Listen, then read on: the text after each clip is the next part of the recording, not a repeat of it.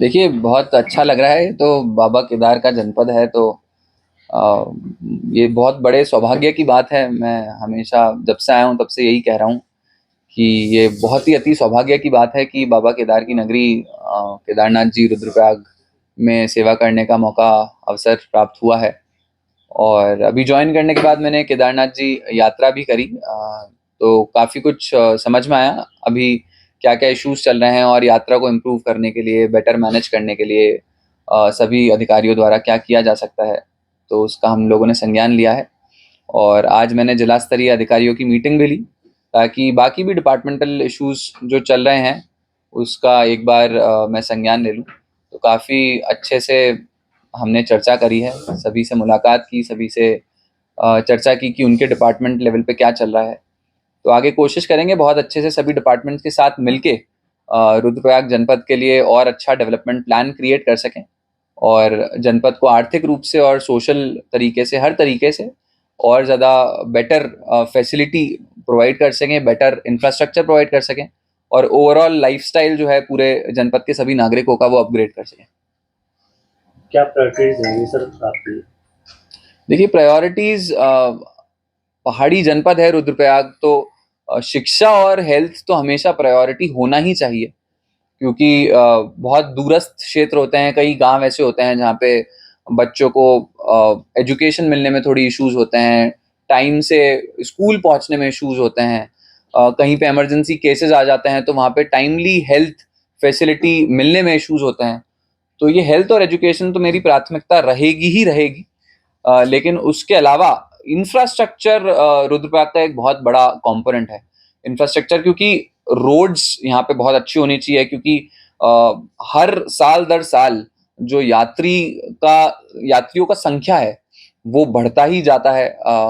तो जो infrastructure facility होनी चाहिए वो हर साल उस पर काम होना बहुत ज़रूरी है, चाहे वो ब्रिजेस हो, नए ब्रिजेस हो, चाहे टनल हो, चाहे रोड की वाइडनिंग हो, और इस तरह से हो कि बाद में अनस्टेबिलिटी भी ना क्रिएट हो। तो उस पर भी बहुत ज़्यादा इंपॉर्टेंट है कि पीडब्ल्यूडी, एनएच, जल संस्थान, जो भी विभाग हैं जो इंजीनियरिंग वाले काम कर रहे हैं वो बहुत अच्छे से काम करें। इसीलिए मेरी ये भी प्राथमिकता रहेगी कि इस जिस भी तरह के इंफ्रास्ट्रक्चर काम चल रहे हैं उनकी बहुत अच्छे से मॉनिटरिंग हो ताकि ससमय और बहुत अच्छा क्वालिटी का इंफ्रा हम रुद्रप्रयाग डिस्ट्रिक्ट में क्रिएट कर सकें।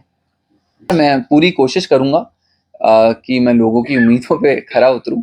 और जहां तक अ, मेरा स्वभाव भी ऐसा ही है कि मैं कोशिश करता हूं कि जनता से जुड़ा रहूं। तो मेरा ये यही प्रयास रहेगा कि बहुत अच्छे से लोगों से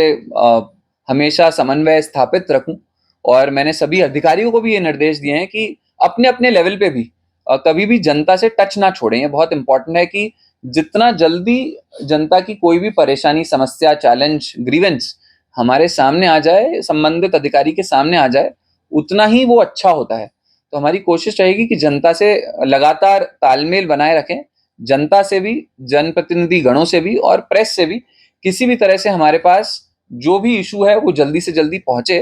ताकि हम उस पर टाइमली एक्शन लेके उसको रिजॉल्व कर सकें। बहुत डिफिकल्ट है ये बात आप बिल्कुल सही कह रहे हैं कि केदारनाथ जी यात्रा के टाइम पे और आपदा के साथ में यात्रा को मैनेज करना काफ़ी डिफिकल्ट हो जाता है। नेचुरली यात्रियों की संख्या बारिश के टाइम पे, जो आपदा वाला प्राइमरीली समय होता है, उस टाइम पे कम हो जाती है, लेकिन उसके बावजूद यात्रियों की संख्या तो रहती है। कुछ ना कुछ यात्री तो होते ही हैं जो कि बारिश के टाइम पे भी यात्रा कर रहे होते हैं। तो हमने पूरे ट्रैक रूट पे, जैसा आप सब जानते हैं, सेक्टर मजिस्ट्रेट्स की ड्यूटी होती है, सब जगह पे हमारे एमआरपीज भी हैं, डॉक्टर्स की टीम हमेशा तैनात रहेगी ताकि अगर किसी को कोई इंजरी भी हो जाती है तो हमारे डॉक्टर्स की टीम तुरंत उन्हें फर्स्ट एड प्रोवाइड कर सकें।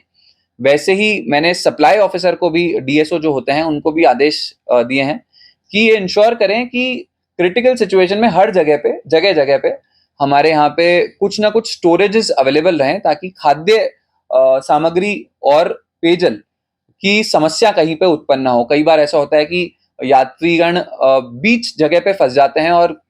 बड़े लंबे समय तक ऐसा हो सकता है कि वहाँ पे खाने पीने की समस्या है। तो ऐसे जगह जगह पे अगर हम स्टोरेजेस बनाएंगे तो जल्दी से यात्रियों को पहुंचाना ऐसे क्रिटिकल सिचुएशन में आसान हो जाता है। बाकी ये ईश्वर से प्रार्थना रहेगी और केदार बाबा से प्रार्थना रहेगी कि आपदा का संकट कम से कम आए, ना आए, और किसी भी तरह से हम हमारे को ईश्वर की कृपा रहे बस कि कोई जनहानि ना हो, और हम सबको शक्ति भी दे कि हम इस पूरे आपदा के समय में अगर आता है तो हम इसको ढंग से सब लोग मैनेज कर सकें।